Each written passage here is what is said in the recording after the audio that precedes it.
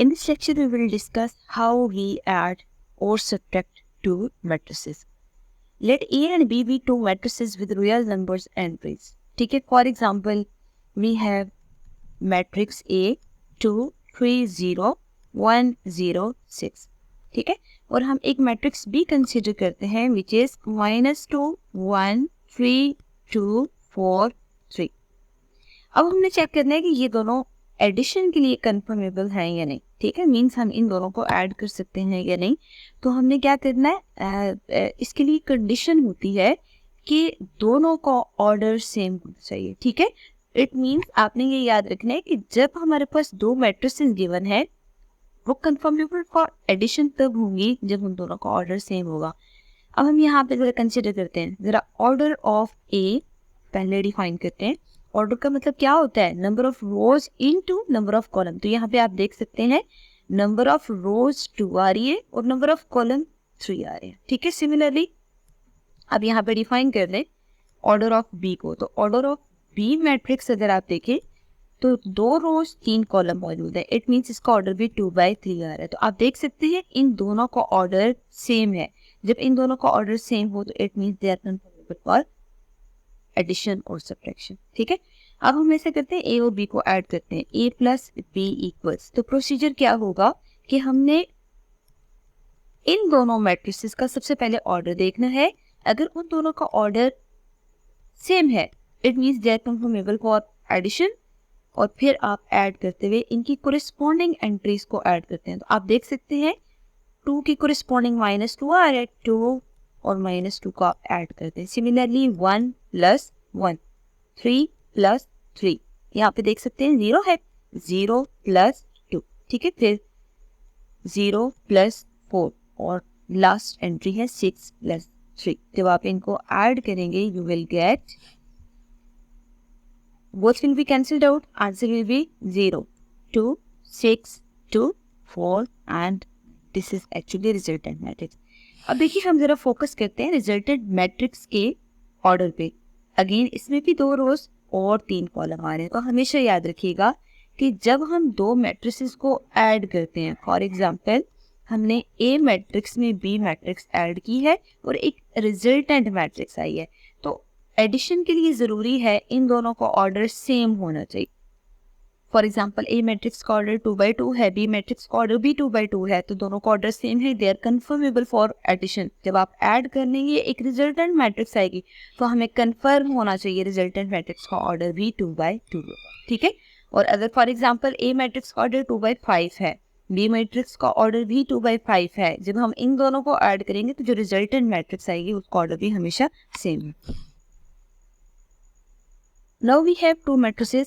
For example, A equals 3 2 9 5 6 -9 and B matrix 3 6 -9 3 2 -16. ठीक है, अब हम ऐसे करते हैं A मैट्रिक्स में जरा B मैट्रिक्स ऐड करते हैं. तो 3 2 9 5 6 -9 प्लस 3 6 -9 3 2 -16.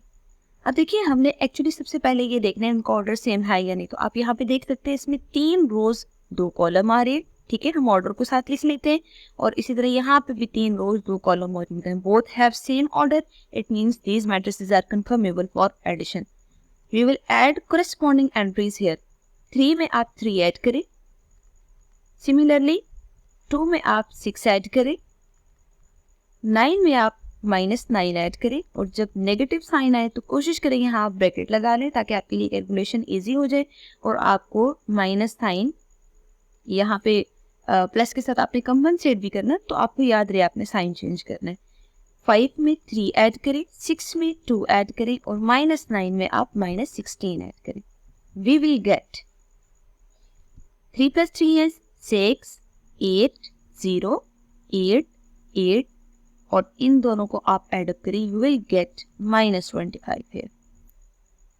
अब आप देख सकते हैं ए बी मैट्रिसेस में ऑर्डर 3/2 था और जो रिजल्टेंट मैट्रिक्स आई है एडअप करके इसका ऑर्डर भी 3/2 आ रहा है. इट मीन्स आपको यहाँ से कंफर्म हो गया कि जब भी हमने दो मैट्रिसेस को ऐड करना है तो जो रिजल्टेंट मैट्रिक्स आएगी उसका ऑर्डर भी हमेशा सेम होगा। अब हम इसी में B plus A find out करते हैं, ठीक है।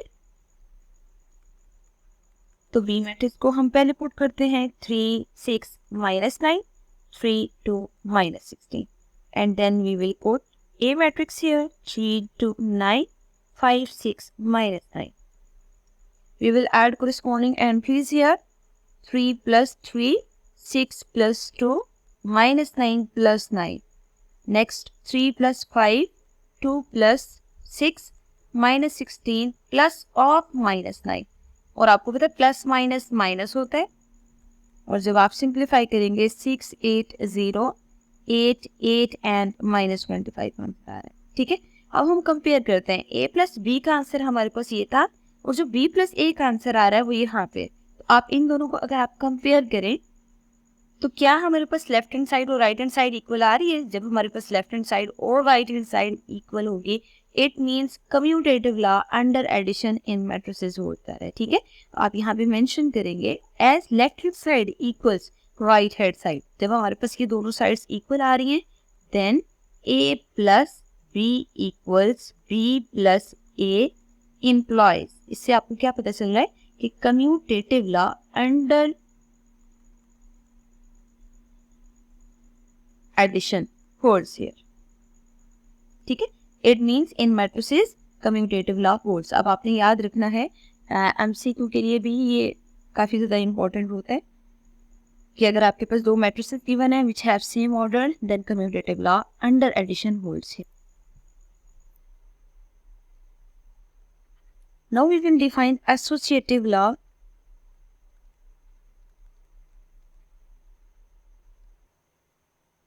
of addition in the matrices, ठीक है। अब देखिए जैसे हम डिफाइन करते हैं कम्यूटेटिव लॉ, तो कम्यूटेटिव लॉ हमेशा हमारे पास दो मैट्रिसेस के लिए डिफाइन किया जाता है, लेकिन एसोसिएटिव में हमेशा मैट्रिसेस तीन हुई। अगर लेट्स सी हम तीन मैट्रिसेस डिफाइन करते हैं A B C have same order, ठीक है, इन तीनों का ऑर्डर सेम होना चाहिए, then A plus B plus C equals A plus B plus C, ठीक है। मतलब अगर आप फर्स्ट टू को ऐड करके जो आंसर आए उसमें C मैट्रिक्स ऐड करें या लास्ट टू को ऐड करके उसमें A मैट्रिक्स ऐड करें, answer will be equal. Next हमारे पास additive identity of matrix define करते हैं,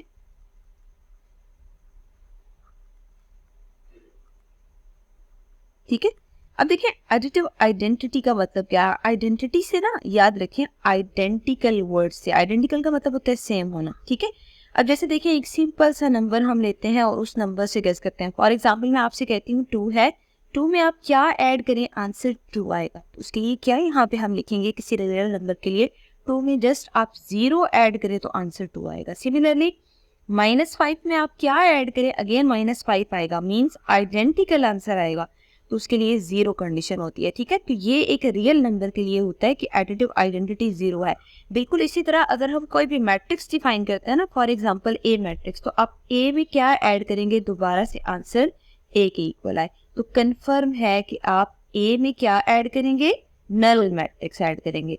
ऑब्वियसली जब हम A में नल मैट्रिक्स ऐड करेंगे तो हमेशा आंसर आपके पास A के ही इक्वल आएगा, ठीक है।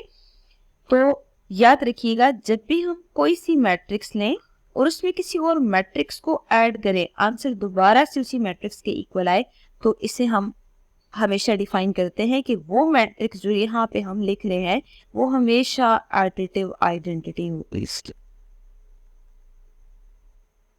ठीक है। और वो हमें नजर आ रहा है कि इस केस में हम यहाँ पे नल मैट्रिक्स ही पुट करेंगे। फॉर एग्जांपल हम A मैट्रिक्स डिफाइन करते हैं 1 0 2 1, ठीक है। और हम यहाँ पे एक केस लेते हैं कि A मैट्रिक्स में 1 0 2 1 में हम क्या ऐड करेंगे दोबारा यही मैट्रिक्स आएगी, तो कंफर्म है कि हम नल मैट्रिक्स ऐड करें, क्योंकि इसके अलावा जब भी आप कोई नॉन जीरो एंट्रीज के साथ मैट्रिक्स लेंगे तो उसमें कभी भी आइडेंटिकल आंसर नहीं आएगा। तो additive identity of a matrix क्या होगी, जब हम दो मैट्रिक्स को ऐड करें और आंसर दोबारा से उनमें से एक मैट्रिक्स आ जाए, ठीक है, तो हमेशा जो दूसरी वाली मैट्रिक्स हमने साथ ऐड की होती है वो additive identity of a matrix कहलाती है, और हमेशा इसके लिए ये रिजल्ट होल्ड करता है This is very important. A plus B equals A equals B plus A. जब B आंसर आपके पास आता है तो हमेशा हम डिफाइन करते हैं कि B is actually additive identity. Here we have a quiz. Solve these MCQs and mark correct option. And for assignment, you have to solve these parts of question.